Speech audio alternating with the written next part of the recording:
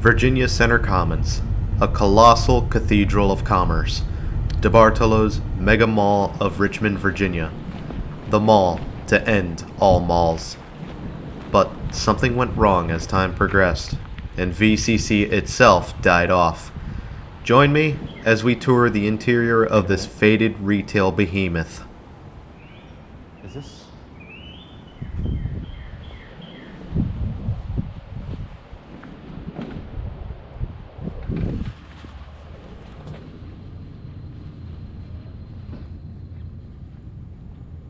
When parking, I found that what I thought was a mall entrance turned out to be an entrance to a junior anchor, a former Old Navy once upon a time. While I was here, it was a silent auction house. This was back in April 2019, so things may have changed drastically, even after Sal and Anthony's visit to this place. Virginia Center Commons continues to spiral out of control, and I imagine that if nothing is done, there's only a year left for this place.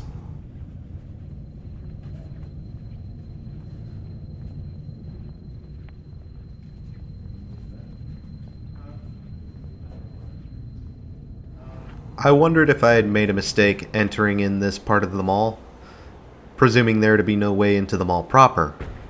But fortunately, I was wrong. Although the doors are a bit awkwardly placed, I was able to get into the mall itself. So, let's get started touring the main concourse.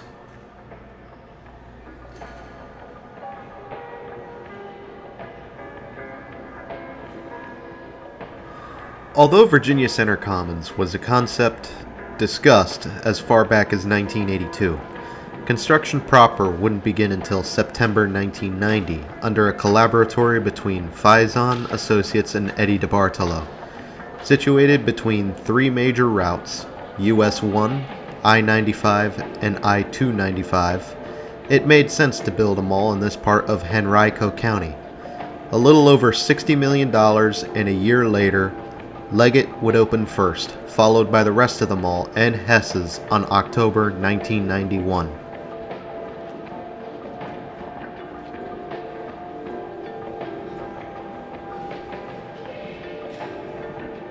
Early on, Profits would buy out Hess's throughout Virginia in April 1993, as Hess's fell onto hard times. Just a few months later, Profits was in Hess's place.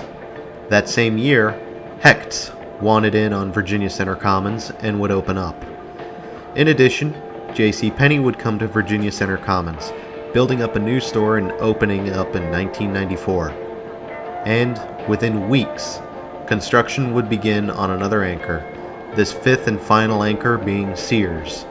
Its grand opening would occur in early 1995.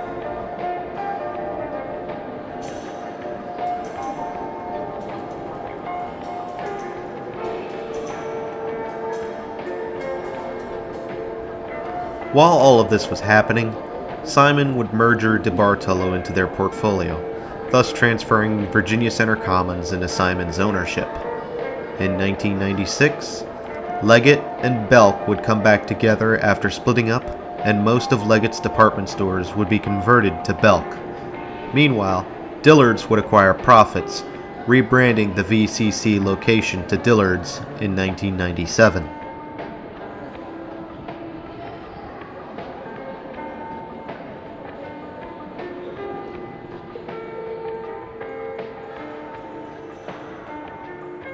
In 1998, Belk seemed to have issues with this part of Virginia, much like they did with Norfolk and Hampton. They sold their store at VCC, along with multiple others, to Dillard's, and Dillard's was content with utilizing the former Belk and Leggett space as a secondary store. Seems to be quite a bit of musical chairs happening with the anchors here at VCC.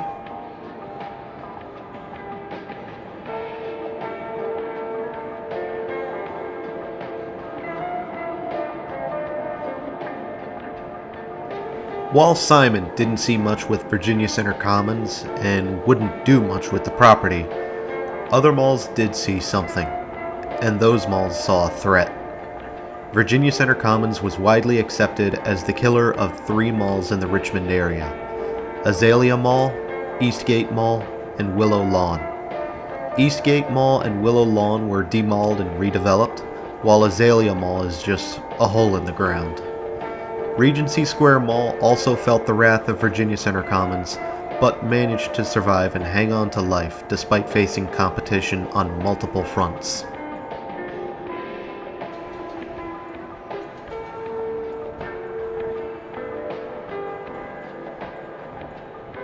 Fast forward to 2006. We find ourselves talking about Hecht's and Macy's once again. You know the drill. Insert Vor joke here.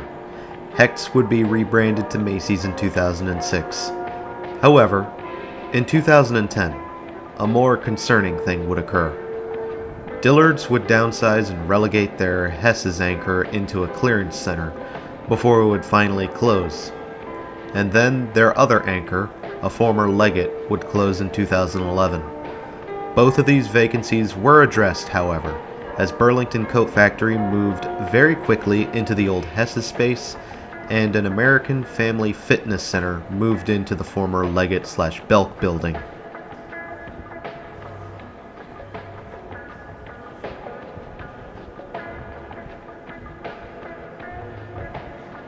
Simon saw the writing on the wall and decided it would be best to spin off its underperforming properties to Washington Prime in 2014. Virginia Center Commons was one of these properties. Washington Prime would become its own thing after acquiring Glimcher. In 2016, Macy's announced that they were closing shop, not seeing much potential with Virginia Center Commons anymore. And over the years, Virginia Center Commons' assessment would slowly dwindle.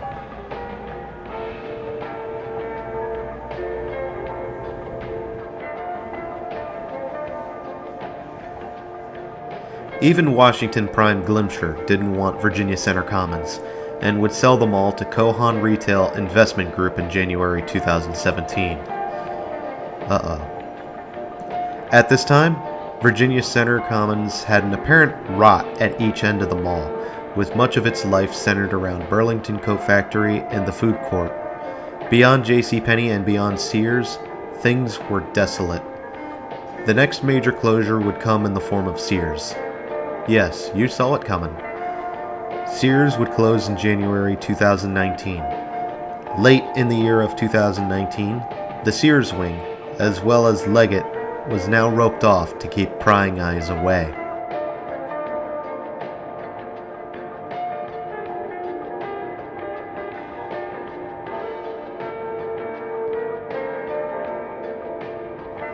This leads us to 2020. The mall is held together with financial duct tape. A handful of inline tenants remain.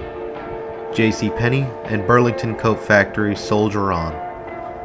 But a redevelopment plan has been announced to convert the mall into a sports complex, and it has received a lot of support in the last few months, despite lawsuits against Kohan Retail, of whom still owns the mall as of the making of this video. We will see what comes of this plan, but for now, we can only wait and see what's next for VCC. Until then, I do wish Henrico County and Rebke Company good luck with their redevelopment plan for this mall.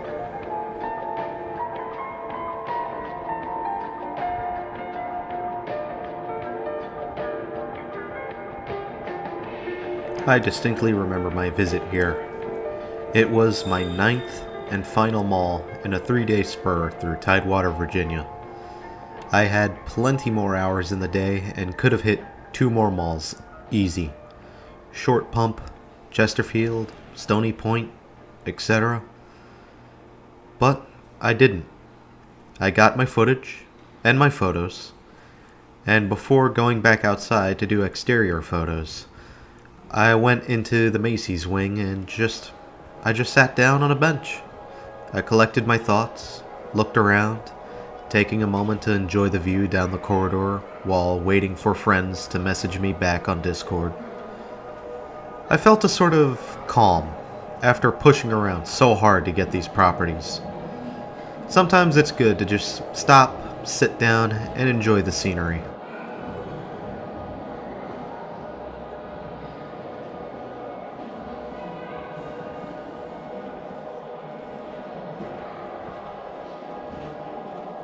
Sadly, it's going to be difficult to enjoy this mall in full, as parts of it are getting roped off to keep prying eyes away. On one hand, I can understand why this is done, as there's not much reason to have a completely empty part of the mall open to the public. But on the other, I do miss those quiet areas away from the crowds, where you do have a moment to yourself and you get to look around and enjoy the view.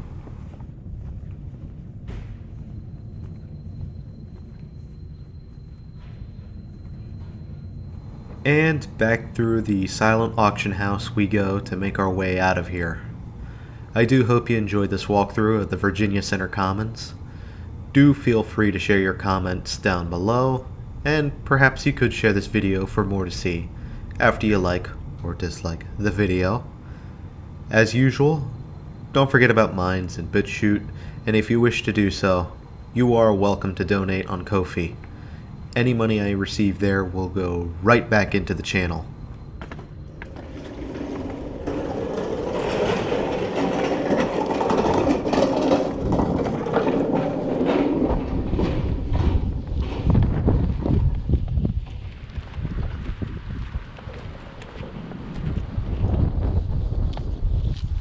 Well guys, until next time, this is Doomie Grunt wishing you and the Virginia Center Commons farewell and good luck.